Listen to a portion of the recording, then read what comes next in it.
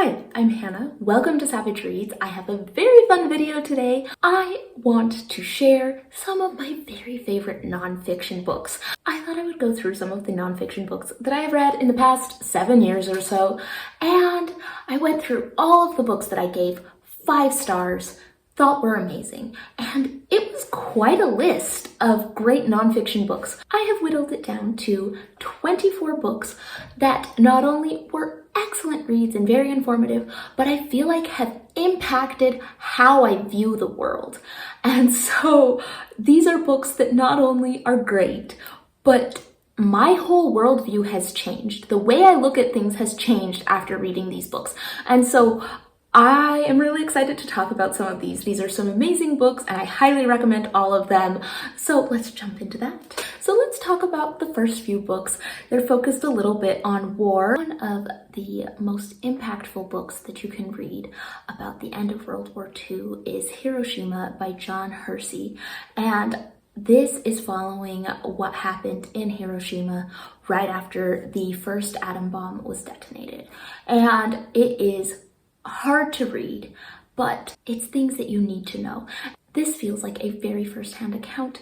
It was published on January 1st, 1946, so this came out right after and gives the play-by-play of what happened, and I highly recommend it. I do think everyone should read this book to understand the human consequences that occurred from dropping these bombs. And on another very depressing note, I read The Unwomanly Face of War, An Oral History of Women in World War II by Svetlana Alexievich.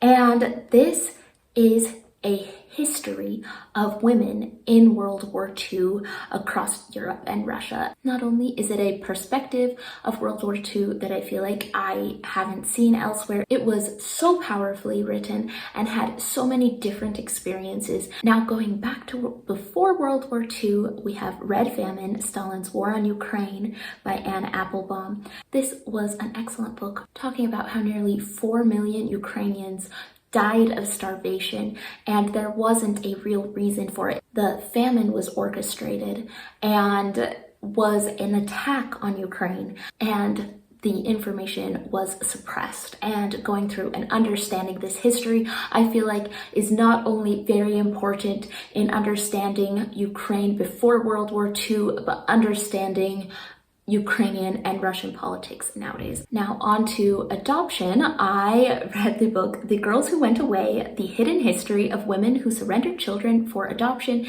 in the Decades Before Roe v. Wade by Anne Fessler.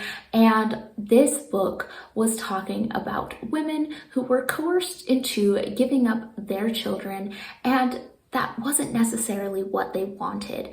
In a time when being pregnant outside of marriage was seen as one of the worst things that you could do, these women were pressured into giving up their babies and felt like they had no choice, and a lot of them had to fight to try to get their children back, and a lot of them weren't able to or didn't want to. And what I appreciated about this book is that it had so many different experiences, and it showed a big picture and the variety of experiences that people have had with this, but also sheds light on such a big problem. And it was very eye-opening for me to understand a little bit about the history of adoption in the United States and the systems in place and where people were coming from. The book Bury My Heart at Wounded Knee, An Indian History of the American West by D. Brown is eye-opening to say the least. This was published in 1970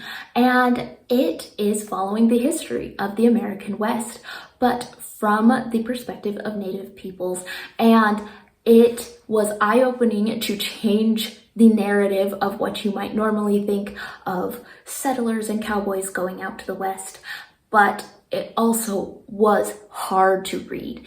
The atrocities, the horrific accounts in this were difficult to get through, but so important.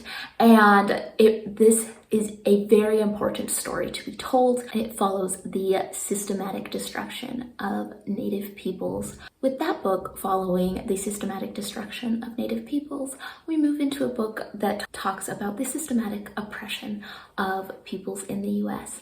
And this book is Caste, but The Origins of Our Discontents by Isabel Wilkerson. And I know so many people have read this book, but it is an excellent read looking at the caste system in other places in the world, but how it applies to the US and how things are set up systematically to put people in groups based on race and give people different privileges based on that, and how it continues to shape American culture today.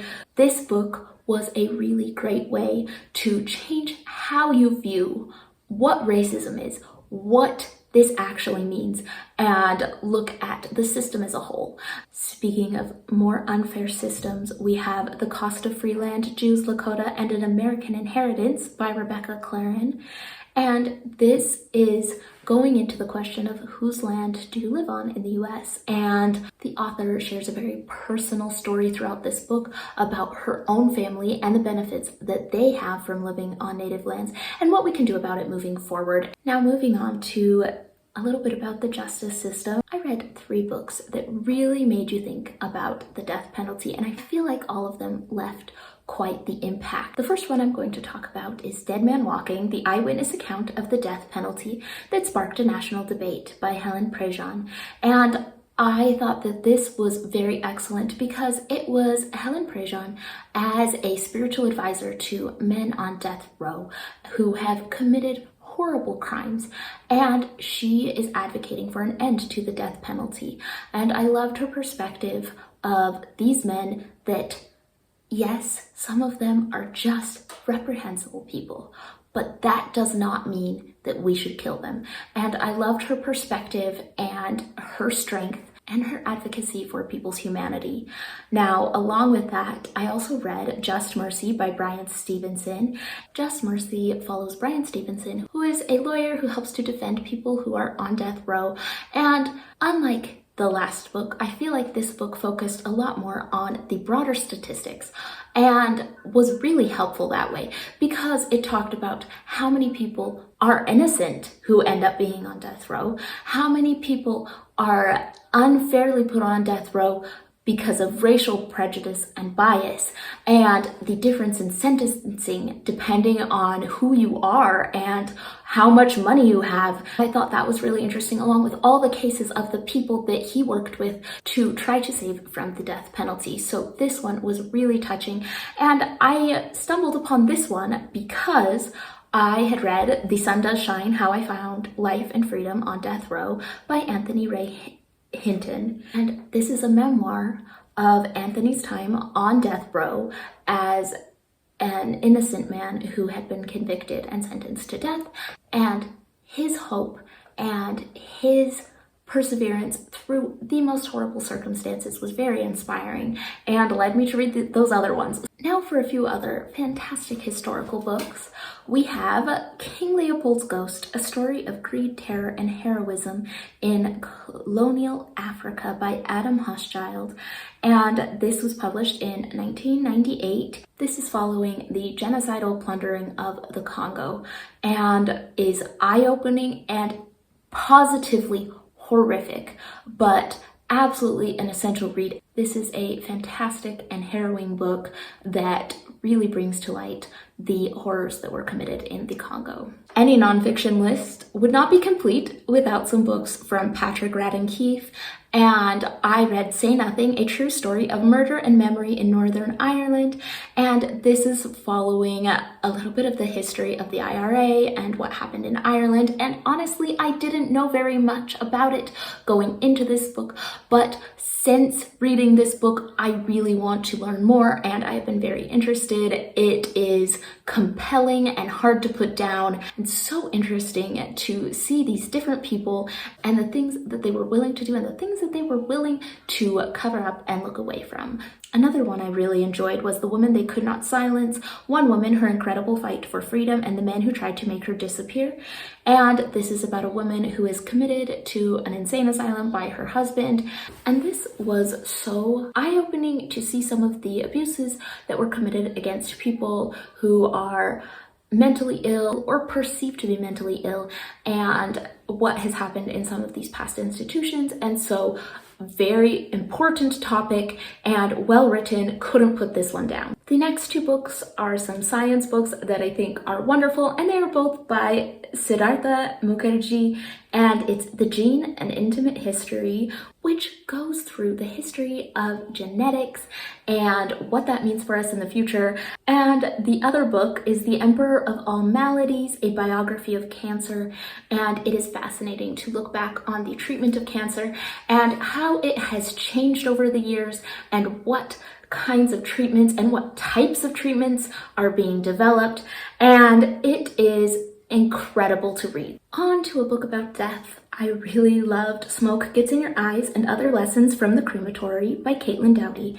And I've read some other really great books about death, but this one sticks out the most to me. And what I loved about this is it really made me contemplate not only my own death, but the death of my loved ones, and not in a horrible way, but in a, how would I deal with this?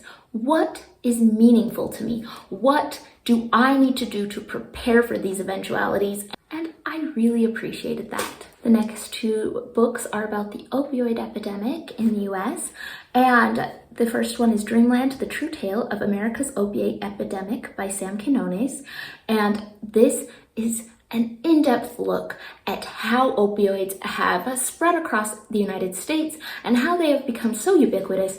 And it does a lot of focus on the illicit drug trade and how that has come to be and how it has scaled up. And it is both fascinating and heartbreaking to know that that is going on.